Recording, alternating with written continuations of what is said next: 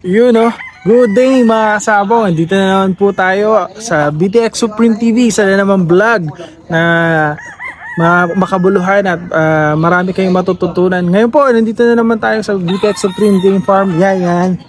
So sobrang tuyong-tuyo na po yung mga damo kasi sobrang init po rito sa amin sa Pangasinan. Hinihintay na lang po natin yung ulan dahil pag naman tayo, magastos naman pag mag-ano ng tubig. Ngayon gusto kong mag-share kasi kakaroon kami ng laban na big event derby dito sa Bacolor, Pampanga. Ito yung FIGBA President's Cup. Tayo naman ay naging isa sa representative ng Pangasinan na magre-represent ng ating association sa darating na President's Cup. Mabigat po na labanan nito, all over the Philippines to. Kaya talagang pinaghahandaan namin sa farm. Talagang January pa, pinagalaw na namin yung mga panlaban namin ng mga manok. At talagang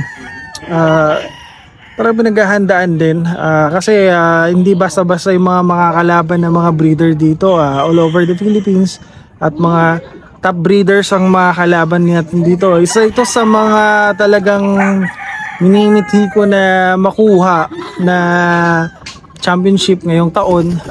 Kaya gusto kong share din sa inyo kung ano yung mga ginagawa namin kasi ngayon March 13 na. So 3 days na lang, malapit na yung laban, 3 days na lang laban na. So gusto kong mag-share sa inyo about sa tips at saka kung ano na lang ginagawa namin about sa 3 days before the fight. So watch out tayo mga kasabong. Yun mga kasabong ito pa pala yung mga panlaban natin sa March 16 mga kasabong, 6 o'clock po yun. So balik po tayo dun sa sinasabi ko about dun sa preparation namin about sa carbo loading. Carbo loading po 3 days before the fight, nagdadagdag na po kami ng mga carbohydrates na ina-add natin sa main na pagkain nila, like yung corn, cooked rice, tsaka naglalagay din tayo ng safflower and sunflower. Dun po hinahaluan din natin ng brown sugar to add carbohydrates sa feeds nila. Ngayon hindi po biglaan yun na papalitan nyo kagad ng ganun. Gagawin natin gradual kasi yung gradual po umpisahan natin sila sa 50-50 para hindi po mabigla yung kanilang digestive system. Kung bibiglayin po natin baka hindi po tumunaw ang mga manok natin. So umpisahan natin sa 3 days before the fight 50-50, then 2 days before the fight 3/4 ng carbohydrates and 1/4 ng feeding, and then last day before the fight pure carbs na pong papakain natin. And then check nyo na lang yung mga moisture nila. Dapat marunong din tayong makiramdam sa mga manok kung okay bang moisture, dahil yun ang isang key kung stress ba sila or hindi.